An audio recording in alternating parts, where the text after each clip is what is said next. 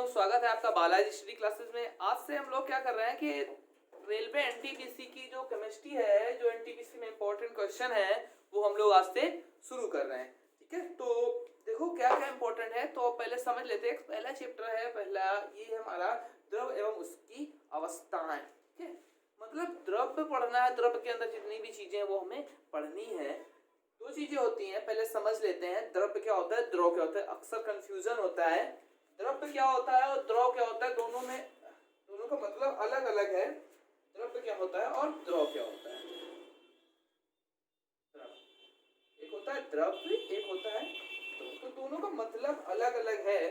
दोनों का मतलब अलग अलग है, देखेंगे। द्रव के अंदर क्या है, द्रव का मतलब है लिक्विड। द्रव का मतलब है लिक्विड, इसका मतलब है लिक्विड। मतलब कोई भी लिक्विड चीज है वो हमारी द्रव है। कोई भी लिक्विड चीज है वो हमारी द्रव है। जैसे पानी हमारा क्या है, द्रव है। दूध हमारा क्या है, द्रव है। ये सारे द्रव हैं।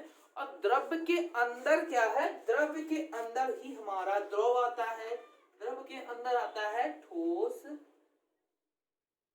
फिर द्रव और फिर गैस।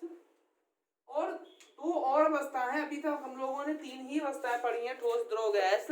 और भी अवस्थाएं होती है। एक होती है प्लाज्मा, एक होती है बोस-आइंस्टीन कंडेंसेट, इसको कहते हैं बीईसी।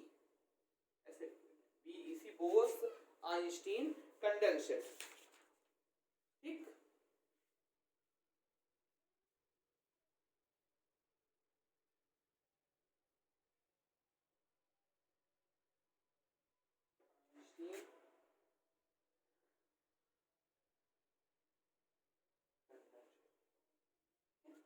कौन कौन सी होती हैं, ठोस, द्रव, गैस और प्लाज्मा और बोस-आइंस्टीन कंडेंसेट। अब इनको क्या करेंगे, डिटेल से हम लोग पढ़ेंगे, एक एक को उठा के एक एक के बारे में समझेंगे हम लोग। तो सबसे पहले शुरू करते हैं, एक बार फिर से समझ लेते हैं कि कंफ्यूजन नहीं होना चाहिए कि द्रव और द्रव दोनों अलग अलग होते हैं। द्रव के अंदर ठोस, द्रव, गैस, प्लाज्मा और बोस-आइंस्टीन मतलब बीईसी। जब भी हम बोस-आइंस्टीन का नाम लेंगे तो वहां पर बीईसी कह देंगे, कंफ्यूजन नहीं होना चाहिए, बीईसी वहां पे कह देंगे। ठीक, द्रव का मतलब होता है कोई भी लिक्विड चीज है वो हमारी द्रव है। चलो शुरू करते हैं। नंबर एक से, कहां से शुरू करते हैं हम लोग, ठोस से। और थोड़ा समझ लेते हैं ठोस क्या होता है। तो ऐसे समझो, ठोस अवस्था। सिंपल सी चीजें समझनी है, बहुत ही सिंपल है ठोस। इसमें क्या है कि वस्तु का आकार एवं आयतन दोनों निश्चित होते हैं। वस्तु का आकार एवं आयतन निश्चित होते हैं। तो नंबर एक इसमें पॉइंट लिखते हैं हम लोग, वस्तु का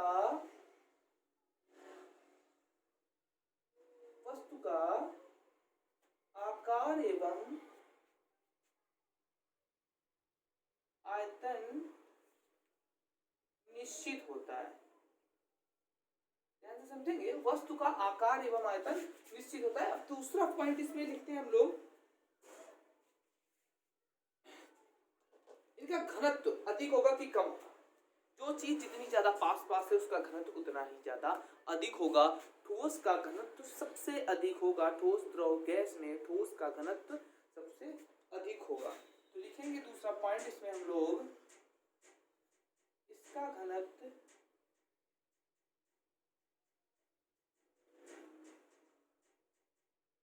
अधिक होता है। इसका घनत्व अधिक होता है। ठीक है, इसका घनत्व अधिक होता है। जैसे करके लिखेंगे, एग्जाम्पल इसके लिख लेते हैं, पता है हम लोगों को। जैसे कांच, लकड़ी, लोहे की, लोहा,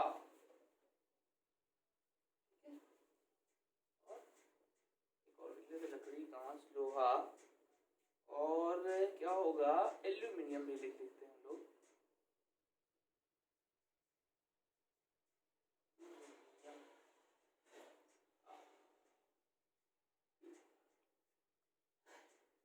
इसका घनत्व तो अधिक होगा कैसे, पहले ये समझते हैं हम लोग। मान लो ये हमारा कोई ठोस, ये ठोस वस्तु है कैसे वो समझो। तो इसमें जो हमारे नंबर ऑफ मोल हैं, जो परमाणु हैं, वो बहुत ही पास पास है।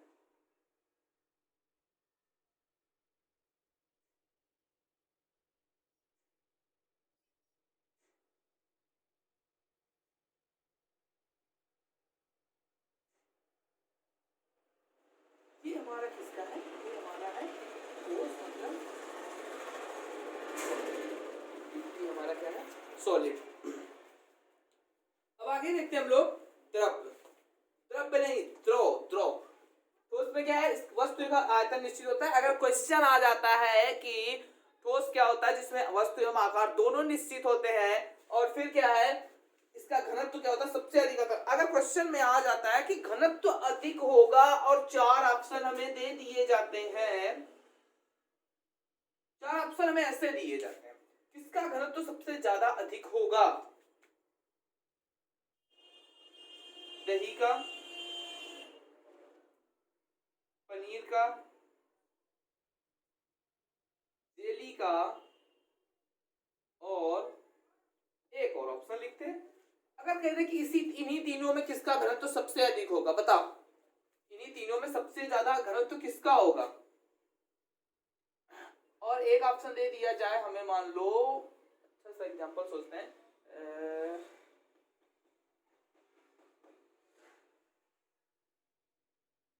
मिट्टी का बर्तन,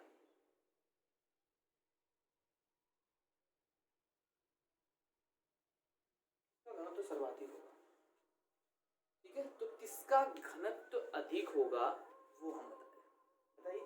तो मिट्टी के बर्तन का, क्योंकि इसमें जो अणु है वो पास पास होंगे सबसे ज्यादा।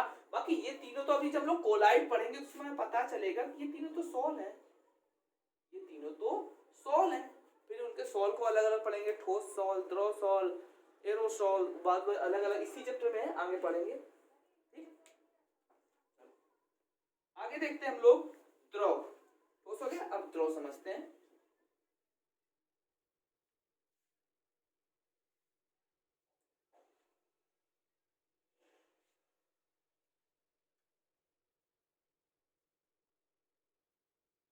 द्रव, द्रव लिख दिया, द्रव।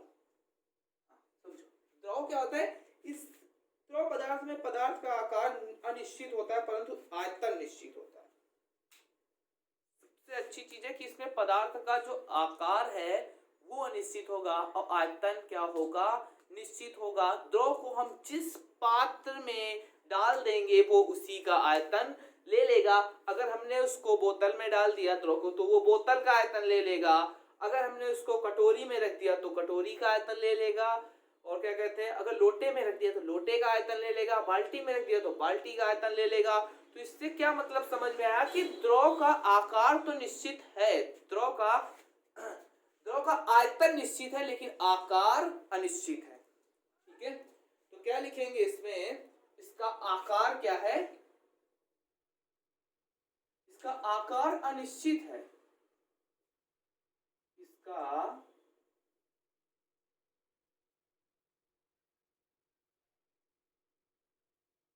आकार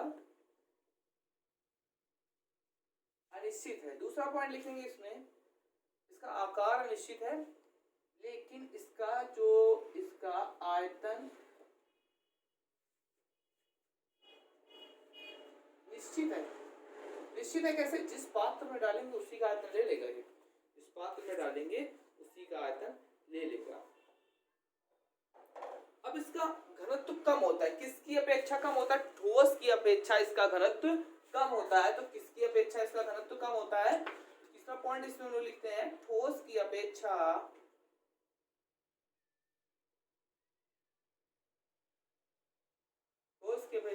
इसका घनत्व थोड़ा कम होता है,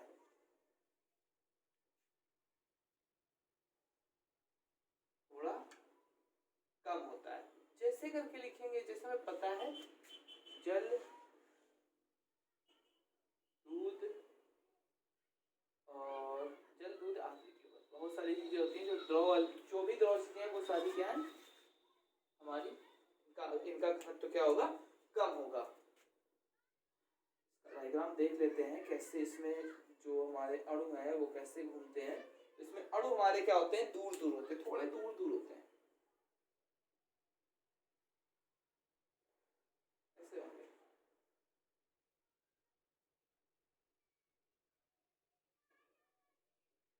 ठीक है, ये हमारा क्या हो गया, द्रव हो गया। चलो आगे देखते हैं हम लोग गैस।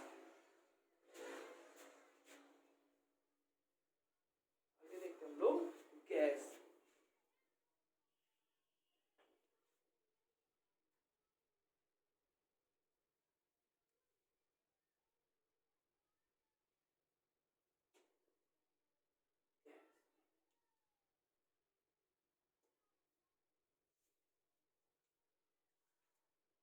इसमें क्या होगा, इसमें इसका आकार और आयतन दोनों अनिश्चित होते हैं। इसमें इसका आकार और आयतन दोनों अनिश्चित होते हैं। तो क्या लिखेंगे इसमें, पहला पॉइंट कि इसमें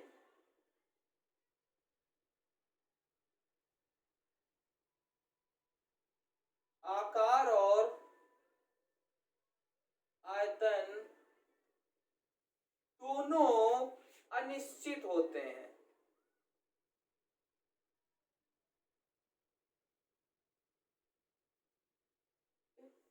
दूसरा पॉइंट लिखेंगे इसी में,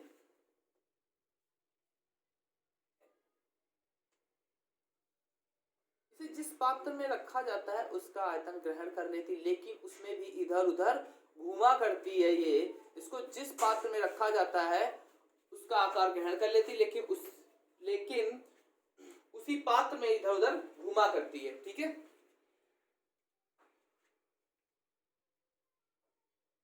इसको जिस पात्र में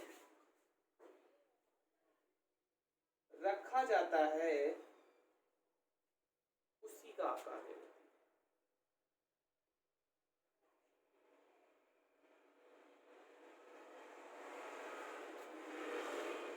लेकिन करती क्या है कि इधर उधर घुमा करती है पात्र में। ठीक है, अब चौथी अवस्था हमारी आती है प्लाज्मा अवस्था। ठीक है, उसको भी समझना है। प्लाज्मा में क्या होता है, प्लाज्मा गैसों की आयनीकृत अवस्था है। ठीक है, इसमें क्या होता है, धनावेशित आयन तथा ऋणावेशित इलेक्ट्रॉनों की संख्या बराबर होती है। ये क्या है, ये हमारी गैसों की आयनीकृत अवस्था है जिसमें धनावेशित आयनों और ऋणावेशित इलेक्ट्रॉनों की संख्या बराबर होगी। जब बराबर होगी तो न्यूट्रल हो जाएगा हमारा, वो कैसा हो जाएगा, न्यूट्रल हो जाएगा, मतलब उदासीन हो जाएगा। तो चलो प्लाज्मा अवस्था पढ़ते हैं, प्लाज्मा स्टेट। हाँ, इसका चित्र देख लेते हैं। गैसों के बहुत ज्यादा दूर दूर होते हैं।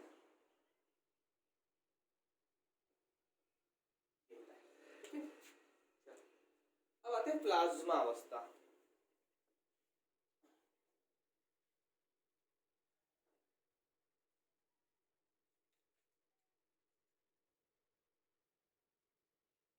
प्लाज्मा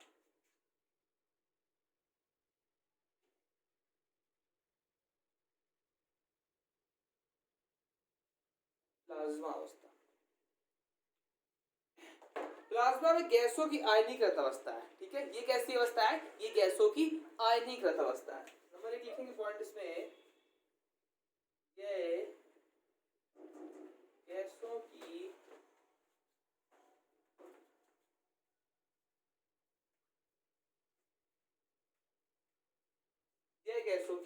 आयनीकृत अवस्था है।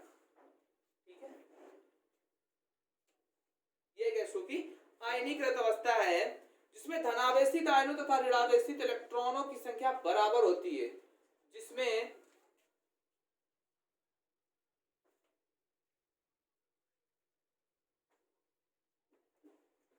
धनावेशित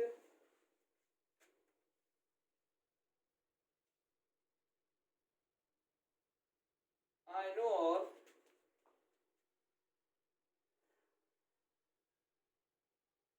ऋणावेशित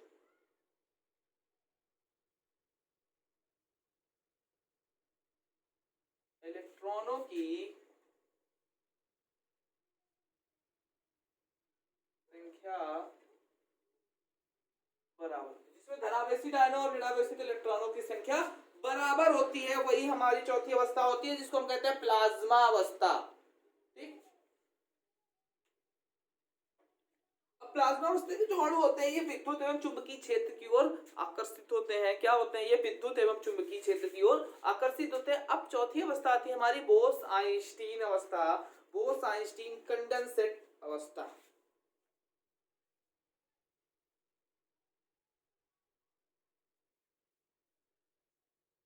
बोस-आइंस्टीन कंडेंसेट अवस्था, बोस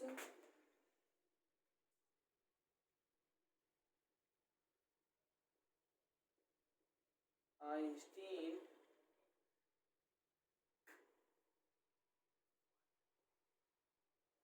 कंडेंसेट। अब एक वैज्ञानिक जिनका नाम था सत्येंद्रनाथ बोस ने द्रव की पांचवी अवस्था की खोज की। कौन से सन में? 1920 ईस्वी में सत्येंद्रनाथ बोस ने द्रव की पांचवी अवस्था की खोज की। किसने की? तो लिख लेते हैं यहाँ पे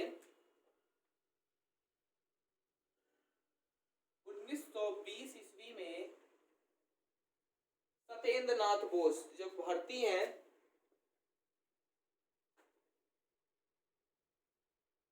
सत्येंद्रनाथ बोस ने द्रव की पांचवी अवस्था की खोज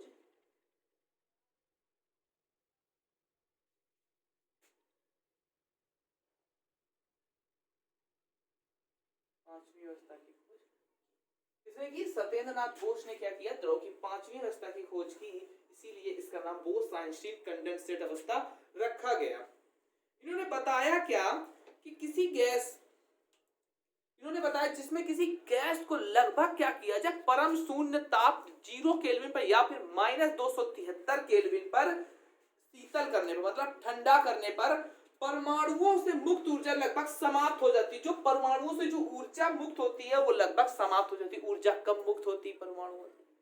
जब इलेक्ट्रॉन गति करते हैं तब उनसे जो परमाणुओं की जो ऊर्जा मुक्त होती है वो लगभग नष्ट हो जाती है। तो इन्होंने बताया क्या कि गैस को कितना 0 केल्विन या फिर -273 केल्विन ताप पर ठंडा करने पर परमाणुओं से जो मुक्त ऊर्जा निकलती है वो नष्ट हो जाती है। इन्होंने क्या बताया, लिख लेते हैं। इन्होंने बताया कि गैस को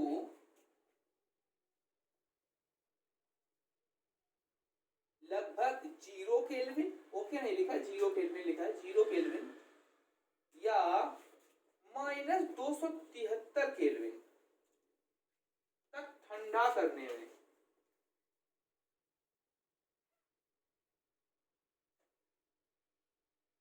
गैसों से मुक्त ऊर्जा क्या हो जाती है? लगभग समाप्त हो जाती है। गैसों से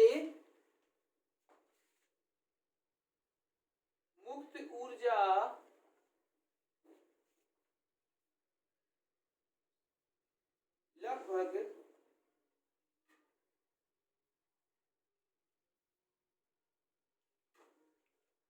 लगभग समाप्त हो जाती है तथा वे परस्पर संयुक्त होकर एक परमाणु के रूप में प्रतीत होने लगते हैं। तथा वो क्या करते हैं? परस्पर संयुक्त होकर एक परमाणु के रूप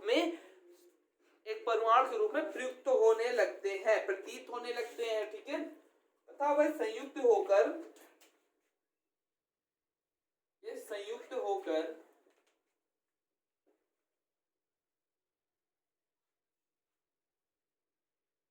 एक परमाणु के रूप में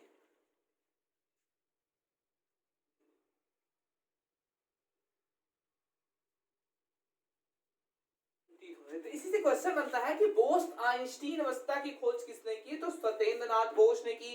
किस सन में की? 1920 ईस्वी में की। ये द्रव की कैसी अवस्था है? ये द्रव की पांचवी अवस्था है। फिर पूछते हैं गैसों के कितने सेंटीग्रेड ताप पर ठंडा करने पर उनसे ऊर्जा मुक्त होती है? तो 0 केल्विन या फिर 273 केल्विन ताप पर ठंडा करने पर -273 केल्विन या फिर डिग्री सेंटीग्रेड होगा, फिर केल्विन में तो लिख चुके हैं, डिग्री सेंटीग्रेड तक ठंडा करने में मुक्त ऊर्जा लगभग समाप्त हो जाती है। तो क्वेश्चन यहीं से बनेगा कि गैसों की पांचवी अवस्था कौन सी है? बोस-आइंस्टीन है। कितने डिग्री सेंटीग्रेड पर इसका यूज होता है? तो 0 केल्विन या फिर माइनस 273 डिग्री सेंटीग्रेड पर इसका यूज होता है। होता क्या है, इससे जो मुक्त ऊर्जा है वो समाप्त हो जाती है, ठीक है, और यह संयुक्त परमाणुओं के रूप में प्रतीत होने लगता है। तो इतना समझ में आ गया। अब द्रव की भौतिक अवस्था में परिवर्तन हम लोग पढ़ेंगे, जैसे गलन, जैसे हिमांक, क्वथनांक, वाष्पीकरण, संघनन, ये सब कुछ सब्लिमेशन मतलब ऊर्ध्वपातन पढ़ेंगे।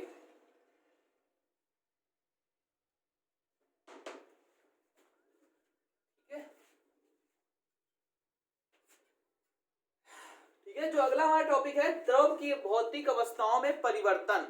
तो भौतिक अवस्थाओं में परिवर्तन के लिए 6 टाइप्स होते हैं इसके, वो हम लोग एक एक करके पढ़ेंगे कि भौतिक अवस्था में जो परिवर्तन हो रहा है, द्रव की अवस्थाओं में परिवर्तन, जैसे गैस से ठोस, ठोस से गैस, द्रव से गैस, गैस से द्रव, ये सारी चीजें हम लोग पढ़ेंगे इसमें। तो सबसे पहले हम लोग शुरू करते हैं गलन मतलब मेल्टिंग, मतलब जैसे हम लोग पढ़ेंगे गलनांक मतलब मेल्टिंग पॉइंट। तो एक बार समझ लेते हैं गलनांक क्या होता है। कोई वस्तु है जो हमारी द्रव से क्या हो रही है,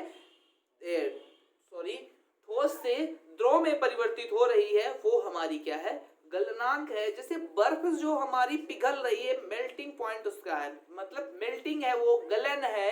जो बर्फ हमारी पिघल रही है वो हमारा क्या है, गलन है, ठीक है। इस पूरी प्रक्रिया को हम कहते हैं गलनांक या फिर मेल्टिंग पॉइंट, ठीक है। तो सबसे पहले हेडिंग डालते हैं हम लोग गलन।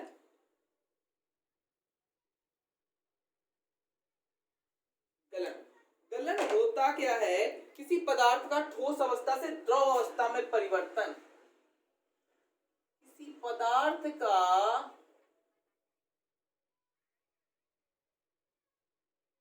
ठोस अवस्था से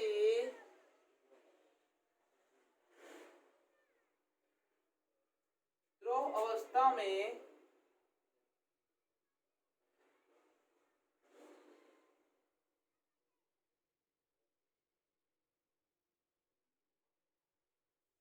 किसी पदार्थ का ठोस अवस्था से द्रव अवस्था में परिवर्तन ही हमारा क्या कहलाता है, गलन। और ये पूरी प्रक्रिया कहलाती गलनांक मतलब मेल्टिंग पॉइंट। खाली गलन क्या कहलाता है, मेल्टिंग, ठीक है। तो जैसे करके एग्जांपल में लिखते हैं, जैसे करके एग्जांपल में हमारा है कि बर्फ से बर्फ का पिघलना, बर्फ से बर्फ का पिघलना मतलब बर्फ हमारी क्या है, ठोस है, और ये पिघल के क्या हो रही है, ठोस से क्या हो रही है, तो समझ में आ गया होगा, एक लाइन का होता है ये। उसके बाद एक अगली चीज आती है जिसका नाम है वाष्पीकरण। वाष्पीकरण अगला क्या है हमारा, वाष्पीकरण, वेपोराइजेशन जिसको कहते हैं।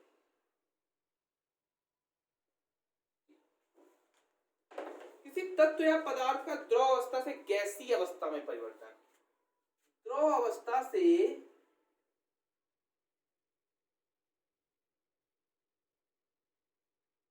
अवस्था से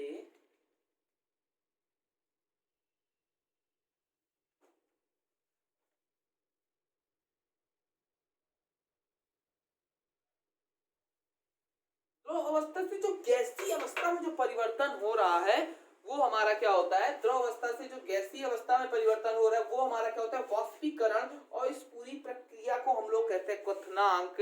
मतलब क्या होता है, पूरी प्रक्रिया को हम लोग क्या कहते हैं, क्वथनांक, ठीक है। द्रव अवस्था से गैसीय अवस्था में जो परिवर्तन हो रहा है इसको हम लोग पूरी प्रक्रिया को कहते हैं क्वथनांक मतलब बॉइलिंग पॉइंट, ठीक है। इसको क्या कहते हैं, पूरी प्रक्रिया को क्या करते हैं, बॉइलिंग पॉइंट। जैसे जल का उबलना, एग्जाम्पल लिखते हैं इसका, जैसे जल का उबल कर भाप बनना, जल का भाप बनना, ठीक है। फिर एक अगला है संघनन, कंडेंसेशन जिसको कहते हैं।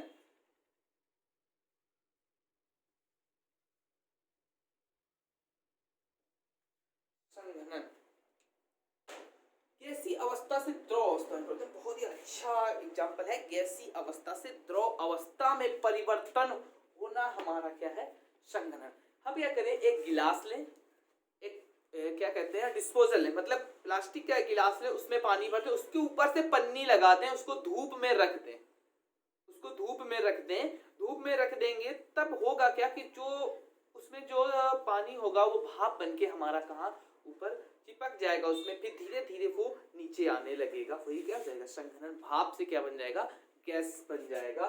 तो यहाँ पे क्या लिखेंगे, गैसीय अवस्था से द्रव अवस्था, जो भाप बनेगा, जो पानी ऊपर जाएगा, जब पानी हमारा ऊपर जाएगा तब हमारा वाष्पीकरण होगा, तो पानी नीचे आएगा, भाप मतलब गैस से क्या करेगा, द्रव में परिवर्तित होगा, तब हमारा कंडेंसेशन या फिर क्या होगा, संघनन होगा। ठीक है, संघनन, संघनन का गैसीय अवस्था से द्रव अवस्था में परिवर्तित होना। गैसीय अवस्था से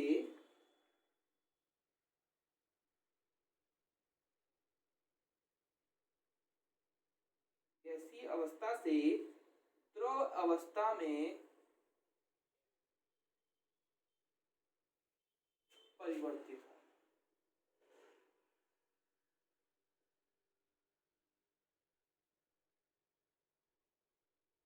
ठीक है, फिर आता है हमारा हिमीकरण, मतलब हिमांक मतलब फ्रीजिंग पॉइंट। ठीक है, फिर क्या आता है, हिमीकरण मतलब जमना। तो जमने का अर्थ है कि जैसे हमारा क्या है कि पानी अगर हम फ्रीज में रख देते हैं तो वो जम जाता है। ठीक है, तो उसी को क्या कहते हैं, हिमीकरण, मतलब फ्रीजिंग कहते हैं उसी को। और पूरी प्रक्रिया जो जमने की पूरी प्रक्रिया है उसको कहते हैं फ्रीजिंग पॉइंट। ठीक है, तो चलो लिखते हैं। फिर क्या है हमारा, तो बोला हिमीकरण, ये क्या है हमारा, द्रव अवस्था से ठोस अवस्था।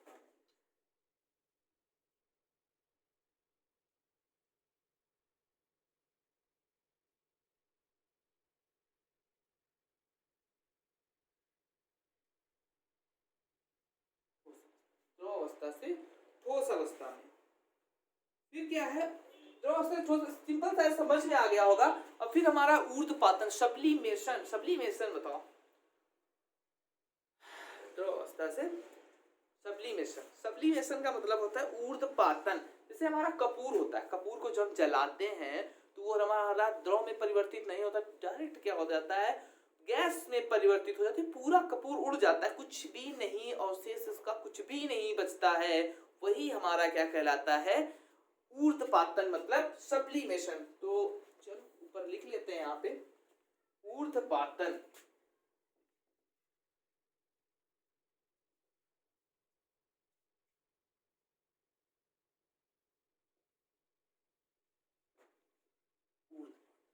ऊर्ध्वपातन को लिखते हैं हम लोग, ठोस से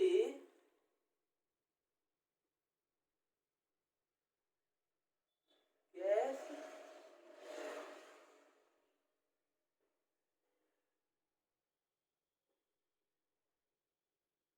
ठोस से गैस अवस्था में, ठोस अवस्था से सीधे गैस अवस्था बन जाए। समझ रहे हैं कि ठोस अवस्था से सीधे गैस अवस्था बन जाए, वो हमारा क्या होगा, ऊर्ध्वपातन मतलब सब्लिमेशन। मतलब वो द्रव में परिवर्तित ना हो, मतलब वो द्रव में परिवर्तित ना हो, सीधा क्या हो जाए, गैस बन जाए, वो हमारा होगा सब्लिमेशन। चलो एक और होता है निक्षेपण। ठीक है, एक होता है निक्षेपण, निक्षेपण इसका एग्जांपल लिख देते पहले। आज तक आप लोगों ने कपूर ही पढ़ा होगा। एक होता है नेफ्थलीन, एक होता है आयोडीन, एक और होता है नौशादर, एक और होता है नौशादर।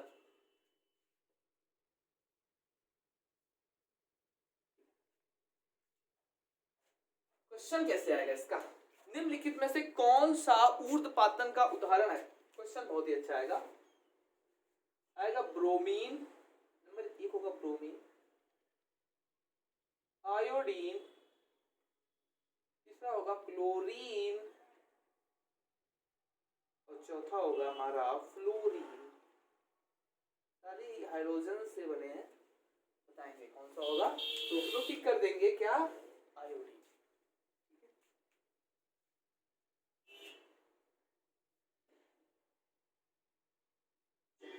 अब देखते हैं हम लोग निक्षेपण।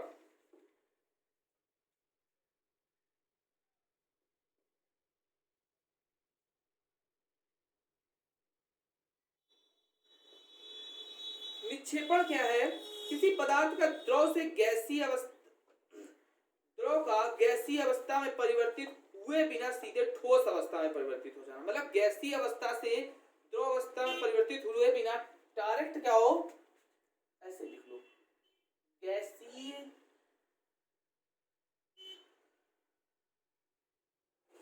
अवस्था से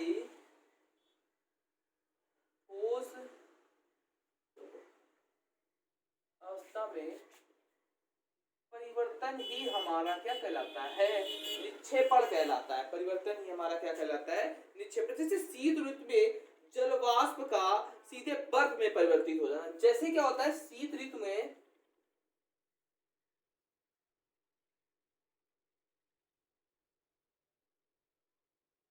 जल वाष्प का बर्फ में परिवर्तित हो जाना।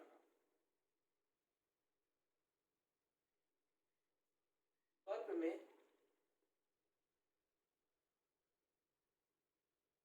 परिवर्तित हो जाना। ये दोनों पॉइंट लिख लेंगे इसके।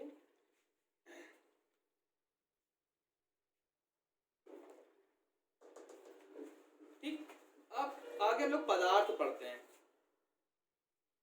फिर देखेंगे हम लोग द्रव्य का रासायनिक वर्गीकरण। इसके अंदर बहुत सारी चीजें हम लोग समझेंगे कि द्रव्य के अंदर आता क्या क्या है। तो चलो समझते हैं। देखो, द्रव्य के अंदर दो चीजें आती हैं, एक आता है हमारा पदार्थ, एक आता है हमारा मिश्रण। पदार्थ के अंदर भी दो चीजें आती है, एक होता है तत्व, एक होता है यौगिक। फिर तत्व के अंदर आती है धातु, अधातु, उपधातु। यौगिक के अंदर अकार्बनिक यौगिक, कार्बनिक यौगिक। अब हम लोग आते हैं किसमें, मिश्रण में। मिश्रण के अंदर समांगी मिश्रण, विषमांगी मिश्रण। समांगी मिश्रण के अंदर सारे विलयन आते हैं। विषमांगी मिश्रण के अंदर सारे कोलाइड्स आते हैं। विषमांगी मिश्रण के अंदर कोलाइड्स और निलंबन दोनों आते हैं। कोलाइड्स के अंदर ठोस सॉल, एरोसॉल, ये सारी चीजें आती है। ठीक है, अब इनको समझ लेते हैं कैसे। बताया कि द्रव के अंदर दो चीजें,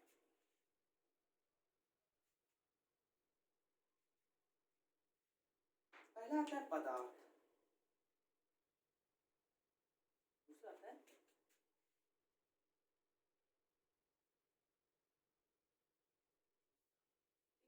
अब पदार्थ के अंदर दो चीजें आती हैं, एक होता है तत्व, एक होता है। पहले एक तरफ को पूरा समझ लेते हैं।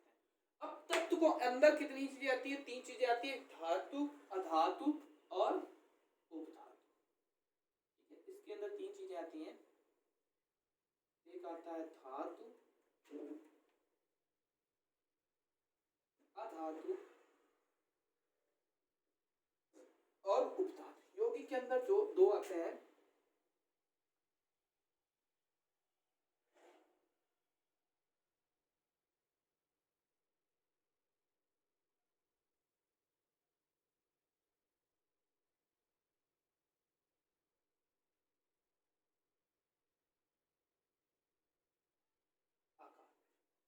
कार्बनिक यौगिक और अकार्बनिक यौगिक। ठीक है, अब मिश्रण के अंदर आते हैं समांगी मिश्रण और विषमांगी मिश्रण। इसके अंदर क्या आता है हमारा,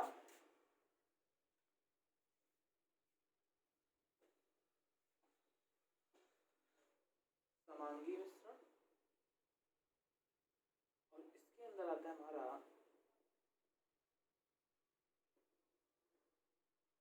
विषमांगी मिश्रण। अब समांगी मिश्रण के अंदर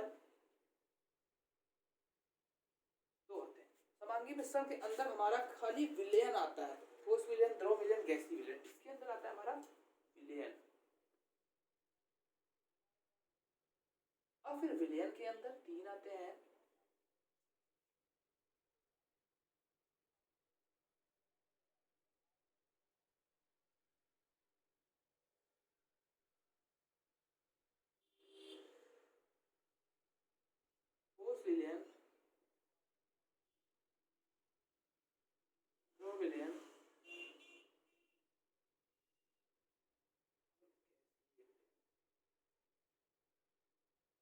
समांगी के अंदर दो चीजें आती हैं, एक आता है कोलाइड, एक आता है निलंबन।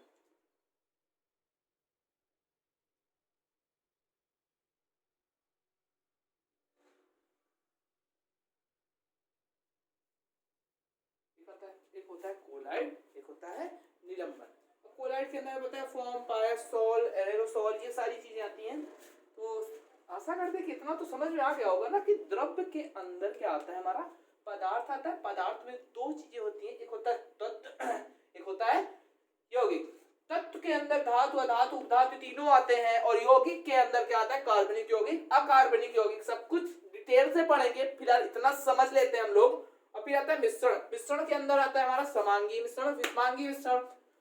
समांगी मिश्रण के अंदर ही आता है हमारा विलयन। विलयन के अंदर हमारी तीन चीजें आती हैं, एक होता है ठोस विलयन, एक होता है द्रव विलयन, एक होता है गैसीय विलयन।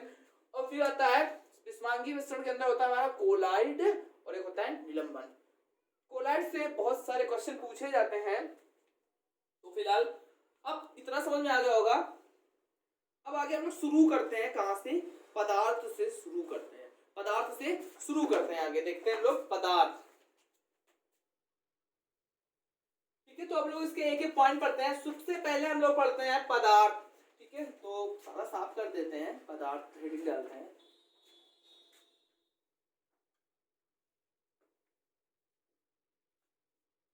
क्या करते हैं,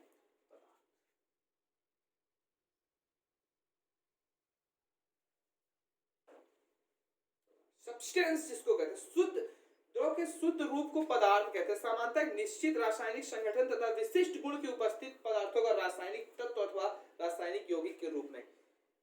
किसी जिसका विशिष्ट गुण होगा एक, उसी को क्या कहते हैं, पदार्थ कहते हैं। सबसे पहले हम लोग समझते हैं तत्व।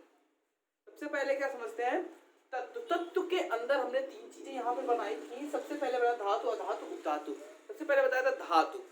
तो धातु के अंदर क्या होगा, देखो तत्व के अंदर जैसे हमारा है कि तत्वों की आवर्त सारणी, ठीक है, तो तत्व के अंदर तो हमारी ठोस, द्रव, गैस तीनों आ जाती हैं। अब धातु, अधातु, उपधातु, धातु, अधातु, उपधातु पढ़ रहा है हमें, तो धातु हमारी क्या होते हैं, जिनमें एक विशेष प्रकार की चमक पाई जाती है, वो होता है धातु। ठीक है, और अधातु जिनमें विशेष प्रकार की चमक नहीं पाई जाती। उपधातु क्या होता है, दोनों को मिला के बनाई जाती है, जिसमें दोनों के गुण पाए जाते हैं, उसी को क्या कहते हैं, उपधातु कहते हैं। ठीक है, तो समझते हैं हम लोग इसमें। सबसे पहले इसमें आता है क्या, तत्व। अभी ऐसे समझ लेते हैं तत्व। तत्व के अंदर तीन चीजें आती हैं। पहला आता है धातु, फिर आता है अधातु, फिर आता है उपधातु। ठीक है, तीन चीजें आती हैं, धातु, अधातु, उपधातु।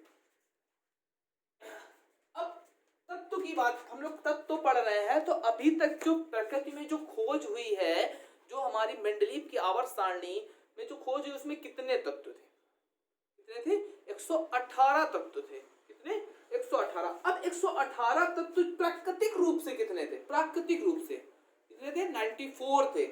प्राकृतिक रूप से जो हमें प्राकृतिक से प्राप्त हुए हैं 94 थे, जो प्रकृति में पाए जाते हैं, वो कितने, 94 है। शेष 24 तत्व वैज्ञानिकों द्वारा प्रयोगशाला में संश्लेषित किए गए। जो शेष 24 तत्व हैं वो प्रयोगशाला में वैज्ञानिकों द्वारा बनाए गए हैं। ठीक है, चलो, तो तत्व के मतलब अंदर क्या है, तत्व के अंदर हम लोग पढ़ते हैं कि जो प्राकृतिक रूप से पाए गए तत्व हैं, ये धातु, अधातु। हम लोग जब मेटल, नॉन मेटल पढ़ेंगे तो उसमें हम लोग पूरा मेटलर्जी जब पढ़ेंगे तो उसमें आराम से पढ़ेंगे इसको। अभी खाली समझ लेते हैं कि तत्व के अंदर धातु, अधातु, उपधातु आते हैं, इतना समझ लेते हैं। फिर आगे हम लोग जब मेटलर्जी पढ़ेंगे, धातु कर्म पढ़ेंगे, तो उसके अंदर इनको डिटेल से पढ़ेंगे। ठीक है, तो इधर समझ लेते हैं कि प्राकृतिक रूप से कितने पाए गए, जो हमें प्रकृति से प्राप्त होते हैं, प्राकृतिक रूप से कितने पाए गए, 94, मतलब 94 पाए गए, और वैज्ञानिकों द्वारा संश्लेषित किए गए या वैज्ञानिकों द्वारा प्रयोगशाला में बनाए गए। तो वैज्ञानिकों द्वारा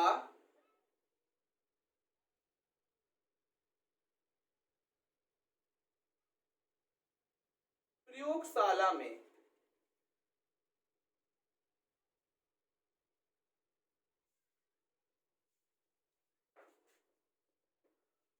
ये टोटल हमारे हैं कितने, टोटल हमें पता है हमारे कितने हो रहे हैं, देख रहे हैं हम लोग 118 तत्व हो रहे हैं।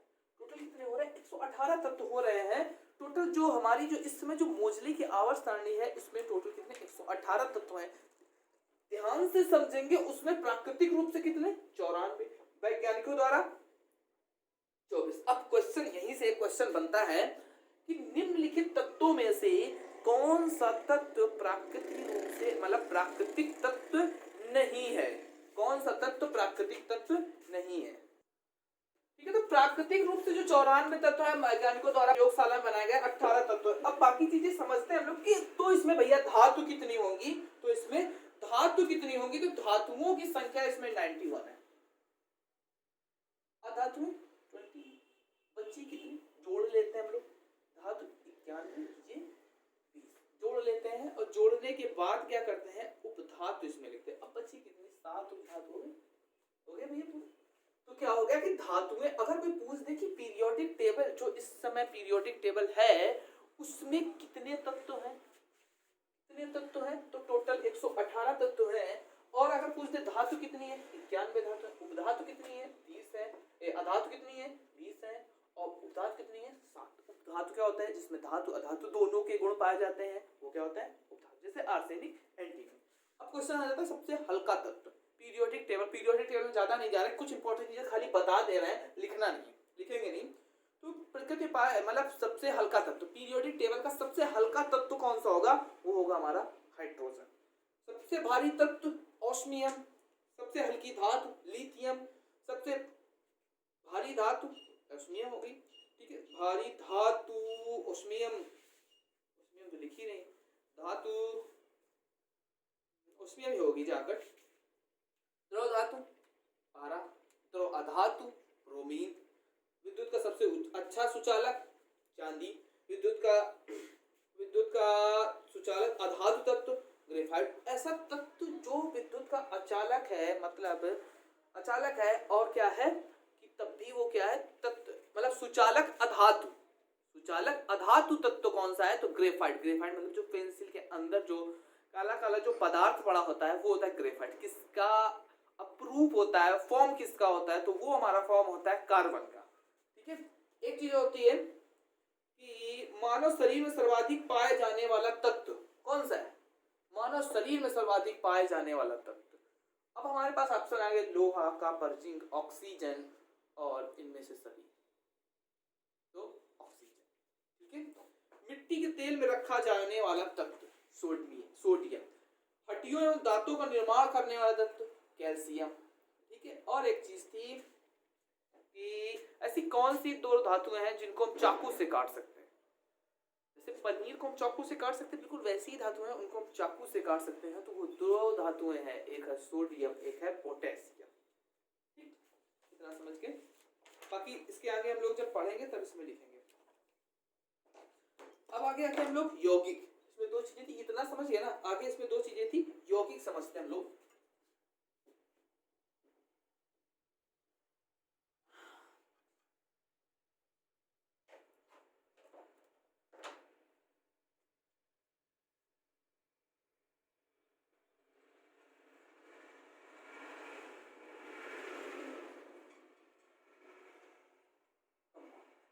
दो या दो से अधिक तत्वों को एक निश्चित रासायनिक संयोजन में जो मिलाया जाता है उसके परिणाम स्वरूप जो निर्मित होता है वो हमारा होता है यौगिक।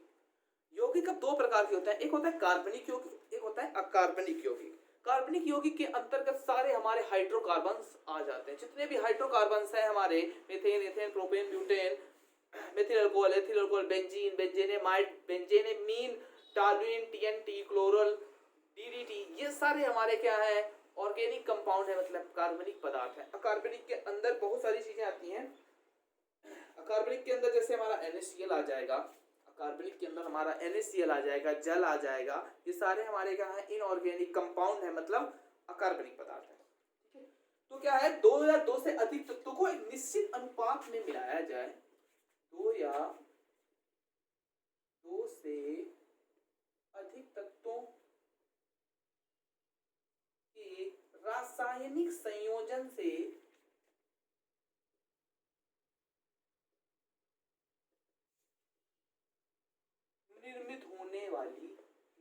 वाला। अब दो आते हैं इसके अंदर, ठीक है, इसके अंदर भी दो आते हैं। पहला आता है हमारा, दो आते हैं, पहला कार्बनिक, फिर आता है अकार। दोनों को भी, इनको दोनों को भी समझ लेते हैं हम लोग। कार्बनिक के अंदर सारे हाइड्रोकार्बन आएंगे।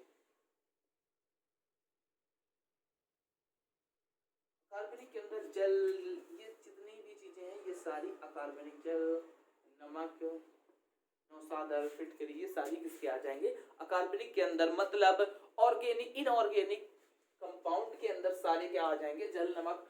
और कार्बनिक कंपाउंड के अंतर्गत हमारे क्या आएगा, हाइड्रोकार्बन। क्वेश्चन बनता है निम्नलिखित में से कौन सा कार्बनिक पदार्थ है। पहला ऑप्शन होगा, पहला ऑप्शन मान लो हमने लिख दिया यूरोटोप्रीन।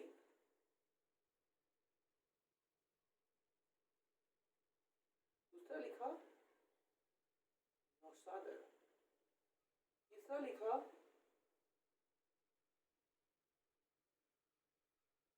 Ammonium phosphate.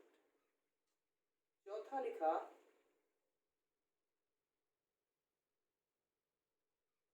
अमोनियम।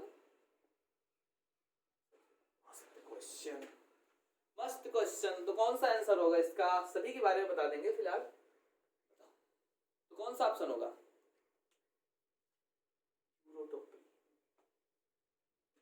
कैसे? हमें पता है कि जब हम लोग फॉर्मेल्डिहाइड पढ़ते हैं तो फॉर्मेल्डिहाइड में जब हम लोग क्या करते हैं, उसमें अमोनिया मिला देते हैं, तब हमारा यूरोटोप्रीन बन जाता है, जिसका फार्मूला होता है H2 का होल 6N4।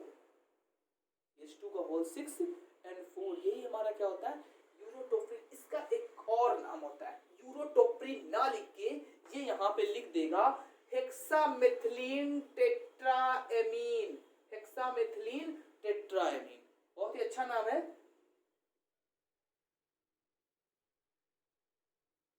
हेक्सामेथिलीन इधर लिखते हैं, पूरे जितने इसके ऑप्शन है सबको समझा देते हैं।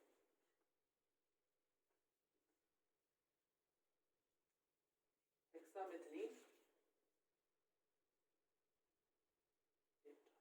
फिर आता है हमारा नौसादर। ये तो सबको पता होगा ना, इसका फार्मूला ही होता है NH4। अब ये दो बहुत ही अच्छे हैं, बताओ अमोनियम फास्फेट और अमोनियम सल्फेट, इनका यूज कहाँ होता है। अमोनियम फास्फेट NH4 का होल थ्राइस, इसका फार्मूला PO4, इसका होता है NH4 का होल ट्वाइस SO। दोनों का यूज, इन दोनों का यूज होता है जब हम लोग सीरे से क्या बनाते हैं, जब हम लोग सीरे से एथिल अल्कोहल बनाते हैं। तो ये दोनों करते क्या है, जो हमारा उसमें ईस्ट होता है, ईस्ट तो पता होगा ना, जो ब्रेड को फुला देता है। तो ग्लूकोज में जो ईस्ट होता है उसमें ये दोनों भोजन का कार्य करते हैं। मतलब ये दोनों इसमें इसलिए होते हैं कि ईस्ट को भोजन मिलता रहे, पोषक के रूप में कार्य करते हैं। कौन से, अमोनियम फास्फेट तथा अमोनियम सल्फेट। ठीक है, इतना समझ गए। तो इसमें कौन सा था जो कार्बनिक यौगिक था, तो हमारा यूरोटोप्रीन। क्यों, क्योंकि ये हमारा ऑर्गेनिक कंपाउंड है। कैसे है कि जब हम क्या करते हैं, फॉर्मेल्डिहाइड की क्रिया किससे कराते हैं, अमोनिया से कराते हैं, तब हमारा ये बनता है। ये सारे अच्छे एग्जांपल है। क्वेश्चन आ जाएगा कि एंजाइम के पोषक का कार्य कौन करता है। एंजाइम के पोषक के लिए आवश्यक है कौन सा, ये दोनों आवश्यक है, अमोनियम फास्फेट और अमोनियम सल्फेट। यही तो एंजाइम को क्या करते हैं, भोजन देते हैं। जैसे जो ईस्ट होता है, जो ब्रेड को फुला देता है, उसको भोजन कौन देता है, तो उनको दोनों को भोजन देते हैं अमोनियम फास्फेट तथा अमोनियम सल्फेट। ये दोनों भोजन का कार्य करते हैं। तभी तो जो सीरे से हम लोग शराब बनाते हैं, सीरे से जो अल्कोहल बनाते हैं, उसमें ईस्ट का यूज होता है। ईस्ट के साथ साथ ईस्ट का यूज और उसमें ये भी होता है, ये उनके पोषक का कार्य करते हैं और ईस्ट को जिंदा रखते हैं। अब वो जब ईस्ट एंजाइम पढ़ेंगे तब उसमें समझेंगे आगे डिटेल से।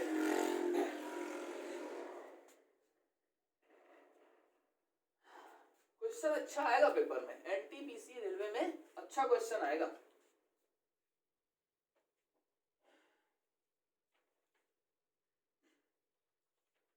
फिर हम लोग आते हैं मिश्रण, ये समझ गए ना। आगे आते हैं मिश्रण, इधर का पूरा खत्म पदार्थ की तरफ का, और इधर का हम लोग शुरू करते हैं मिश्रण। अब मिश्रण क्या होता है? अनिश्चित अनुपात में दो या दो से अधिक पदार्थों का ऐसा भौतिक संयोजन जिसमें कोई रासायनिक अभिक्रिया ना हो तथा सम्मिलित पदार्थ का मूल विशेषताओं में परिवर्तन ना हो, मिश्रण कहलाता है। ठीक, जैसे निस्यंदन, आसवन और ऊर्ध्वपातन। तो हम लोग सिंपल सी भाषा में समझते हैं कि दो या दो से अधिक पदार्थों का भौतिक संयोजन क्या है? हमारा मिश्रण है। इसके अंदर तीन चीजें आती हैं, आसवन और निस्यंदन और ऊर्ध्वपातन। ऊर्ध्वपातन तो हम लोग एक बार पढ़ चुके हैं, वही कि जो डायरेक्ट क्या हो, ठोस से गैस में परिवर्तित हो। दो चीजें पढ़नी है, आसवन और निस्यंदन। चलो मिश्रण समझ गए ना, दो या दो से अधिक पदार्थों के मिश्रण को मिश्रण कहते हैं। अब इसके अंदर भी दो चीजें आती हैं, एक आता है समांगी मिश्रण, एक आता है विषमांगी मिश्रण। तो सबसे पहले हेडिंग डालते हैं समांगी मिश्रण, तो हेडिंग डालते हैं समांगी मिश्रण। के अंदर आता है ना समांगी।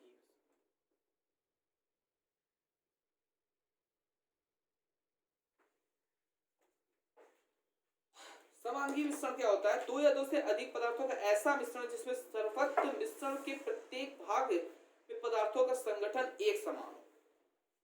इसमें पदार्थों का संगठन एक समान हो। दो या दो से अधिक, दो या दो से अधिक पदार्थों का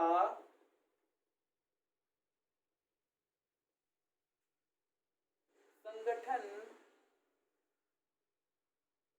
एक समान, वो हमारा क्या कहलाता है? समांगी मिश्रण। जैसे जल और पानी, जैसे जल और नमक का मिश्रण, जल और चीनी का मिश्रण, ये सारे क्या है? हमारे समांगी मिश्रण के एग्जांपल हैं। जैसे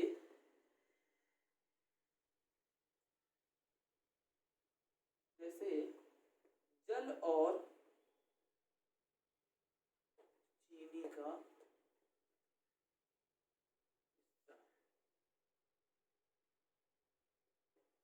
जल और चीनी के मिश्रण को कहते हैं क्या? पता है ना? विलयन कहते हैं। जल और चीनी के मिश्रण को क्या कहते हैं? विलयन कहते हैं। कैसा विलयन होगा? वास्तविक विलयन होगा। ठीक है, कैसा विलयन होगा? वास्तविक विलयन होगा।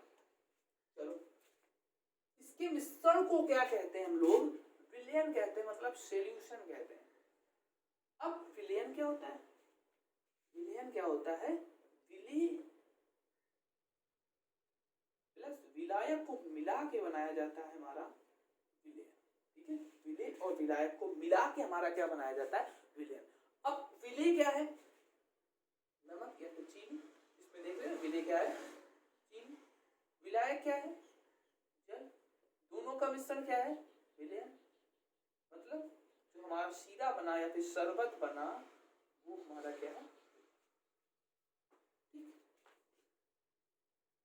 अब विलयन के कणों का आकार कितना होता है? तो इनके कणों का आकार देख लेते हैं। तो इनके कणों का आकार 1 नैनोमीटर से कम होता है। 1 नैनोमीटर से, अब 1 नैनोमीटर से कम होता है, मतलब कितना कम होता है? तो अब हम लोग समझेंगे कि 1 नैनोमीटर बराबर कितना होता है। 1 नैनोमीटर बराबर 10 की पावर 9 मीटर। बहुत सरल, बहुत ही ज्यादा छोटा होगा, मतलब हमें आंखों से नहीं देख पाएंगे इसको, आंखों से नहीं देख पाएंगे इसको। कैसे देखेंगे? सूक्ष्मदर्शी से देखेंगे, माइक्रोस्कोप से देखेंगे हम लोग। अब आते हैं हम लोग विषमांगी मिश्रण पे। किस पे आते हैं? इतना समझ में आ गया ना, विलय और विलायक के मिश्रण को विलयन कहते हैं। मिश्रण के विलय और विलायक के मिश्रण को विलयन कहते हैं। विलयन के कणों का आकार कितना होता है? 1 नैनोमीटर से कम होता है। मतलब इसको माइक्रोस्कोप से देखेंगे, ऐसे देख ही नहीं सकते हैं, माइक्रोस्कोप से भी मुश्किल से ही दिखेंगे इसके कण, दिख जाएंगे। लेकिन अब ठोस द्रव गैस 3 विलयन के प्रकार बताए थे हमने। कौन कौन से? ठोस द्रव गैस 3 विलयन के प्रकार बताए थे। तो ठोस विलयन क्या होता है? ठोस द्रव गैस का जिससे ठोस विलयन होगा हमारे से, टिन और एल्यूमिनियम को मिलाने के बाद जो धातु बनती है, उसे क्या कहते हैं? टिन और एल्यूमिनियम और तांबा को मिलाने के बाद जो एक धातु बनती है, जैसे पारा और सोना को मिलाते एक धातु बनती है, ये हमारे क्या है? ठोस विलयन है। एक और एग्जांपल देख लेते हैं, जैसे जल और चीनी को मिला दें, ये द्रव विलयन है। जल और एथेनॉल को मिला दें, क्वार्टर बना लें, ये भी हमारा क्या है, जलीय विलयन है। जल और ऑक्सीजन कार्बन डाइऑक्साइड गैस को मिला लें, ये भी जलीय विलयन। अब भैया गैसीय विलयन कौन सा होगा, बताओ। गैसीय विलयन वायु वायु और नाइट्रोजन गैस का मिश्रण, वायु और नाइट्रोजन गैस का मिश्रण कौन सा होगा, वायु और नाइट्रोजन गैस का मिश्रण। तो एक एक करके लिखना शुरू करते हैं कि ठोस द्रव, सबसे पहले क्या बताया था, ठोस विलयन। ठीक, सबसे पहले हेड डालते हैं ठोस विलयन।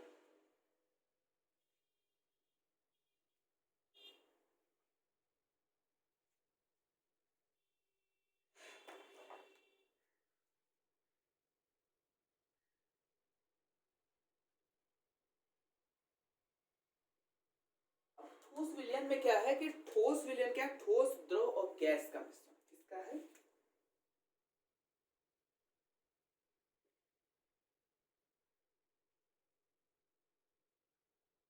गैस का मिश्रण। एग्जांपल देखते हैं इसके,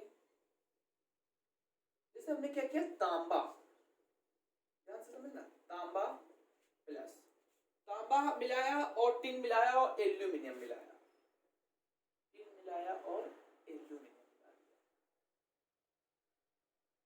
ये हमारा ठोस विलयन का एग्जांपल हो गया। जैसे हमने सोना और पारा को मिला दिया, दूसरा एग्जांपल लिख लेते हैं, सोना और पारा को मिला दिया। चलो, अब इसमें विलेय कौन सा होगा, सोना पारा में विलेय, सोना और पारा में विलेय कौन सा होगा,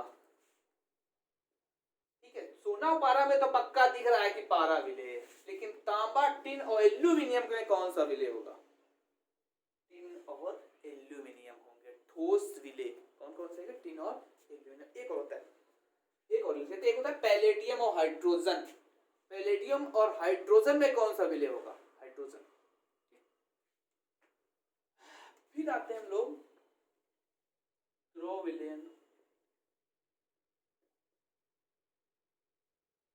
द्रव विलयन तो अभी बताया है,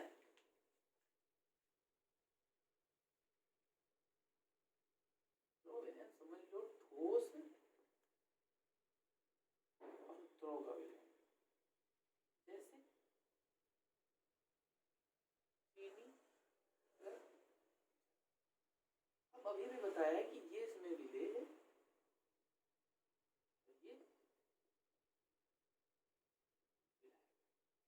फिर आता है गैसीय विलयन।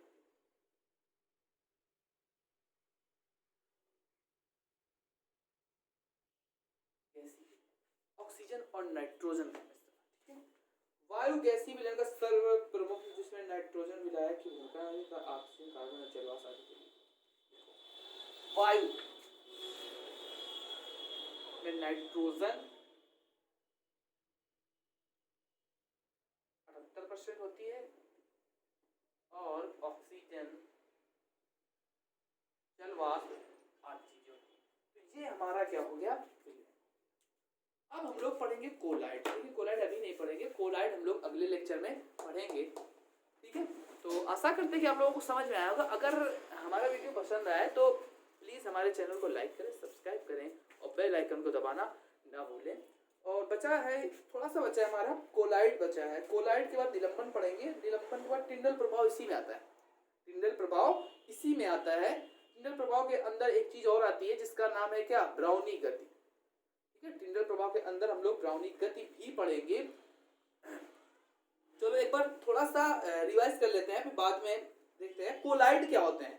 कोलाइड जैसे झॉग है और झाग है हमारा, पायस है, सॉल है, ये सारे हमारे कोलाइड है। अब उस कोलाइड जब हम पढ़ेंगे तो उसके अंदर हम लोग पढ़ेंगे कि जैसे दूध किसका उदाहरण है और दही किसका उदाहरण है, जेली किसका उदाहरण है, पायस का, ठोस सॉल का, सॉल का, स्पंज किसका उदाहरण है, ये सारी चीजें हम लोग पढ़ेंगे। और फिर जैसे हमारा मान लो जैसे आ गया कि धुआं, धुआं किसका उदाहरण है, तो द्रव गैस का एग्जांपल है। कोहरा द्रव गैस का एग्जांपल है, ठीक है। और फिर उसके बाद टिंडल प्रभाव पढ़ेंगे। टिंडल प्रभाव वही जो मान लो अंदर रोशनी जो आ रही है, टिंडल प्रभाव। फिर ब्राउनी गति, जो कण इधर उधर घूम रहे हैं वो ब्राउनी गति, वो पढ़ेंगे। फिर उसके बाद क्रिस्टलीकरण पढ़ेंगे, क्रिस्टलीकरण के बाद आसवन पढ़ेंगे, आसवन के बाद वर्ण लेखन, वाष्पीकरण, ऊर्ध्वपातन अवसादन, निस्तारण, निस्यंदन, अपकेंद्रण। ठीक है, इतना पढ़ेंगे और फिर इसके क्वेश्चन कर लेंगे। तो बस जितना पढ़ाएंगे इतना हमारा एनटीपीसी ग्रुप डी में मिल जाएगा। ठीक तो अगला वीडियो जो होगा तो उसमें इसको खत्म करने की कोशिश करेंगे। खत्म हो जाएगा, ज्यादा है नहीं वैसे, इसको खत्म करने की कोशिश करेंगे। अगला वीडियो 1 ही 2 दिन में अपलोड हो जाएगा। तो आशा करते हैं कि आप लोगों को समझ में आया होगा। अगर समझ में आया तो प्लीज हमारे चैनल को लाइक करें, सब्सक्राइब करें और बेल आइकन दबाना ना भूलें, क्योंकि जब हम वीडियो डालेंगे तो सबसे पहले नोटिफिकेशन आपके पास आएगी। तो प्लीज हमारे चैनल को सब्सक्राइब करें।